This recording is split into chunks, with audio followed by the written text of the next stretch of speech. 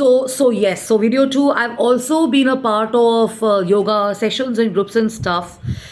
And as you do yoga, you realize that what is it that works for your body, what is it that works for your lifestyle, what is it that suits you. So I tried breathing exercises. I tried it. I tried doing spot yoga. I tried doing flow yoga. I tried doing all the yasana asanas and stuff like that, and I figured it out that what works the best for me, which doesn't work for mostly everybody, is Surya Namaskar. I love doing Surya Namaskar. I had hit neck cervical, and I was advised to kind of not look down, but I somehow managed to do Surya Namaskar and stuff. And here I am before you, in good shape, in good health and stuff. Of course, my medicines and everything continue, but the message here is that listening to your own body and discovering different aspects of yourself and trying to kind of get into different exercise and regimes definitely helps you come out of your comfort zone and the preconceived thingy that at each stage only one kind of exercise or one form of meditation, which is also a form of yoga, works for you. So club it with mindfulness, club it with exercising, clubbing it with sports and stuff. You have beautiful results on your body and stuff. And people emphasize that breathing is so important, calming down is so important, staying balanced is important. I agree with all of that, but let me tell you this, it's a wake up call, and it will ring a bell that you cannot be calm at all times because certain personal situations or professional situations don't allow you to be in that spot many a times. But the point is coming back to your center, coming back to your focus, aligning yourself, aligning your body is definitely a task which you have to work on and stuff. And for each person, the fitness and the exercise is different, the music is different, the lifestyle is different, the body structure is different, the BMI is different, eating habits are different, temperature is different, weather is different, So, what works for one person doesn't necessarily have to work for the other person. A lot of people were surprised how could I get back issues or some leg pain and stuff like that, in spite of the fact that I was working out so much. But the point is this, that you don't become a superhuman because you're working out or exercising and stuff. It's a human body, and lifestyle changes help, and you can get any ailment or any small illness, and the best part is because you've been in fitness. The best part is because you've been taking care of yourself. The best part is because you've been exercising and stuff. Your body is going to signal you, and you're going to understand that what is it that you need to do. When is it that you need to slow down? When is it that you can gear up? When is it that you have to kind of walk fast? When is it that you have to slow down? When is it that you should kind of get into playing a sport? When is it that you should kind of just go for a walk and stuff? Listen to your body, let it speak to you and stuff. And because somebody's drilled it into your head that no, you have to do a minimum of these many number of exercises and this much of exercise, doesn't make sense, because actually it's a quality over quantity that helps you big time. So this is my example. I mean, I have not been working out extensively over the last 1.5 months and stuff, but now when people meet me, they find me much more shaped up and in a better, state of affairs and stuff. So how did I do this? I didn't do this by crazily following some celebrity or some model or some film star or some yoga instructor and saying, you know what, I'm going to spend all my time in a gym and I'm going to kind of work on my body and stuff. It's not necessary. You have to just have a balance and a quality workout, and you have to break that comfort zone. If you're working out in the morning, go try working out in the afternoon, go try and work in the evening and stuff, and try experimenting. And like I've already said, break that comfort zone of yours, okay? And the synthesis is what works for everybody doesn't have to necessarily work for you. And at any stage and at every stage, the choices that you kind of stick to in exercising varies and changes and stuff. If you're consistent, like I've been exercising since 2007, it helps, and it definitely firms you up. You become a stronger person.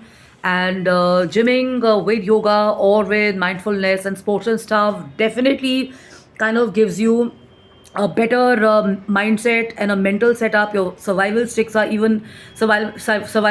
are much better, and you're able to kind of bounce back even better. So yoga has different influences on different people. So I see so many people in my gym who do yoga, but they've not been able to calm down. They've not been able to kind of be in touch with their realities and stuff. So when you tell them go do Zumba, go do a cardio, go do probably jumping jacks, or go do a Surya Namaskar, or go do boxing and stuff, they seem to be feeling much better because it's channelizing their energy. So the difference between yoga and exercise is going to be clear to everybody. Just because it's worked for one person doesn't mean it's going to work for you. And because some fitness expert has told you that they lost weight or it worked for them in a certain manner doesn't mean it's going to work for everybody. So we've had so many instructors and men and women. We've had Bipasha Basu, we've had Milind Soman. Amongst the veterans has been James Fonda. So if you follow all of them, they have different bodies. And if you noticed her, James Fonda, in the latest award functions and stuff like that, she seems to have so much of energy and such an inspiration. And Bipasha Basu, you can see her. Her structure is different, her body is different, her workout and everything is different, so it's to each one his own. And the purpose of yoga or any exercise is not to calm you down, it's actually to channelize your energy and to make you stronger. It's for toning up, it's for converting your fat into muscle and stuff. It's also for kind of shaping you up and stuff and preparing you for better stuff. So each exercise is different, each equipment is different. And let me correct people. They think that if they've left working out, they're going to get aggressive and stuff. It doesn't work like that. That's a personality trait and stuff. Some sports people are told to be like that. But the point is, there is a difference between irritation and aggression and stuff. And you can be pushy, you can be strong, you can be assertive, you can be confident. All of that is something what sports and exercise does to you. Again, it doesn't work the same way on everybody. So try your luck on including a couple of mix and matches and stuff. And if you do not continue with one, it's okay. You don't have to be an expert in one thing. Try your hand with different things. So like if you were in sports, if you're going to be playing badminton, it's different. If you're going to play tennis, it's different. If you're going to do golf, it's different. If you're playing squash, it's different. So similarly, when you do yoga and you combine it with exercising and music and stuff like that, it becomes a different experience and stuff.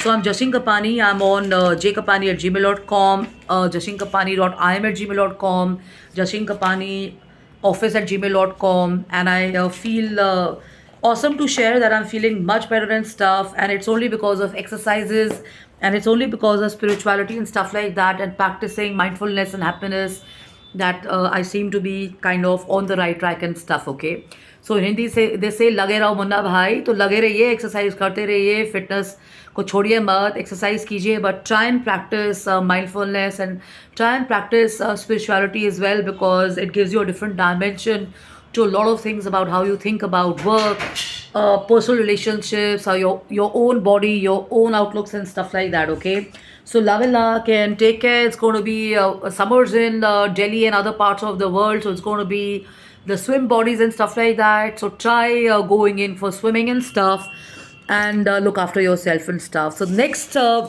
reading is going to be about books that help you discover your values through tidying up and reading and stuff like that. So stay tuned in. Thank you for sending me all the personal messages and stuff like that. So take care of yourself and stuff, and definitely spend some time in nature and breathe some fresh air and stuff like that, because now the air quality seems to be improving and stuff. So you can definitely spend some time in areas which rejuvenate you. And of course, my favorite, and hoping it's become your favorite as well,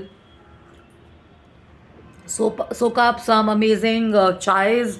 There's so many advantages to this. I've already shared this, that mixing chai and coffee daily helps you relax and rejuvenate, and a lot of other benefits. So you can kind of log into my previous video on this one, because rejuvenation and relaxation is something which definitely works well on people. And definitely chai, it smells so nice. So on this note, ji hazur wa taj boliye, enjoy yourself and have fun, and check out the beautiful weather, make the best of it. Try experimenting, spending some time in the sun, at least half an hour, 40 minutes as well, because it's going to make you feel good. Take care.